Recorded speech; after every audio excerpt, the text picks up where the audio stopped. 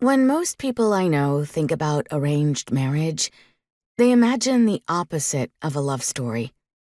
They don't usually say so outright, but I can tell by their pitying looks when they find out I'm an Indian girl who doesn't date. Growing up in my family, though, it's hard to think of anything more natural or more romantic. My mom still talks about her first stolen glance at my dad from the kitchen on the day his family brought him over to meet her. His whole attention focused on her when he listened. That's what convinced her he was the one. My cousin Deva and his wife accepted their match because they were both engineers and figured at least they could always talk about work. Then they ran up a $1,500 phone bill between their honeymoon and the time they finally got her immigration visa because they couldn't stand to be away from each other's voices. And then there's my cousin Shireen.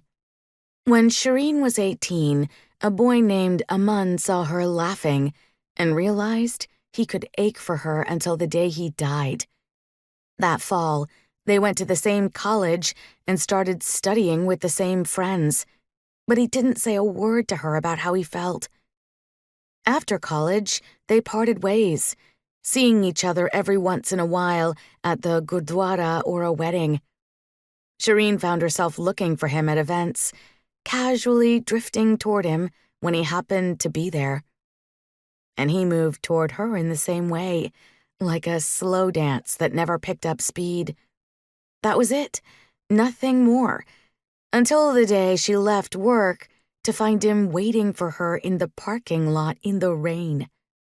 She was so happy to see him, she didn't realize at first how out of place it was. She'd gotten out her keys before she thought to ask him what he was doing there. When he told her his parents were looking at matrimonials for girls in India, the keys slipped through her fingers.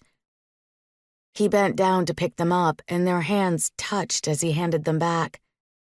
And then she stood there, and he stood there, until he asked if she wanted to go somewhere for a cup of tea. He turned on the radio. It was playing her favorite old Bollywood song. Over tea, he looked right into her eyes and told her how his dad had always respected her dad. And she looked back into his and said her mom had always been impressed with his brother and sisters.